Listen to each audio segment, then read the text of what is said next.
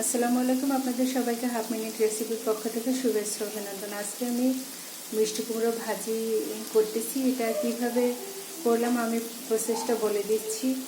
আমি প্রথমে সুন্দর করে মিষ্টি কুমড়োটা কেটে ধুয়ে নিয়েছি। তারপরে পেঁয়াজ অর্ধেকটা আর একটা শাঁস রসুন আর হলুদ গুঁড়ো, মরিচ গুঁড়ো, ধনিয়ার গুঁড়ো, জিরে গুঁড়ো, তেল, লবণ একত্রে মিলিয়ে মেখে একদম চুলায় লো আছে দিয়েছি। এরপরে প্রায় 5-7 মিনিট পরে আমি ঢাকনা খুললাম।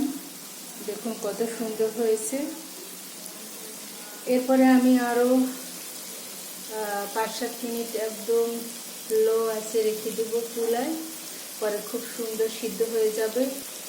আর এই মিষ্টি কুমড়োটা এত মিষ্টি, আমার বাবুসোনা বলে এত মিষ্টি কুমড়া আমি খেতে পারি না, একদম পাকা মিষ্টি কুমড়া।